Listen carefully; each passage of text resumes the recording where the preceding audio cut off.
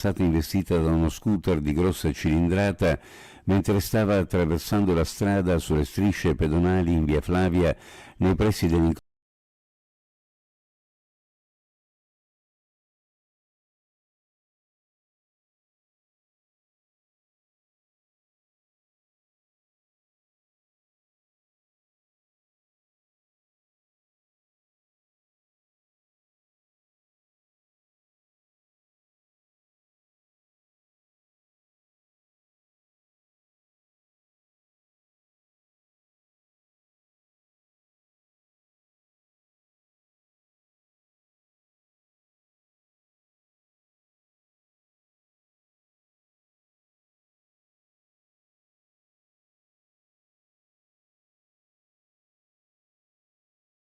Guadagna il mondo intero, ma perde e rovina se stesso?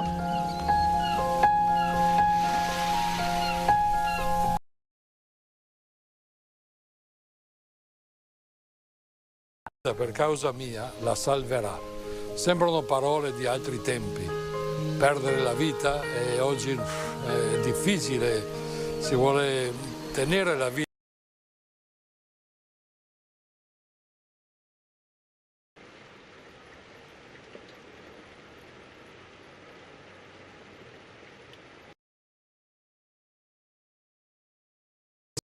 Qualche mese fa a Roma, che ha donato la sua vita. Lui diceva: come cristiano non posso accettare di sacrificare la vita delle persone.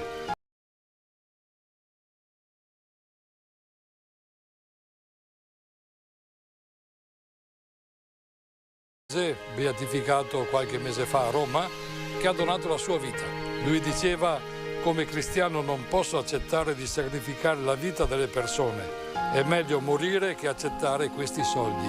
Funzionario in dogana, era incaricato di controllare le merci che entravano in Congo, e le merci avariate lui le bloccava. Dice: non posso far passare merci e far morire gente e io guadagnare soldi. E questo gli è costato la vita. Come cristiano dice: non posso farlo. Lo confidava questo a una suora, ed è una testimonianza fantastica in un paese dove vige la corruzione.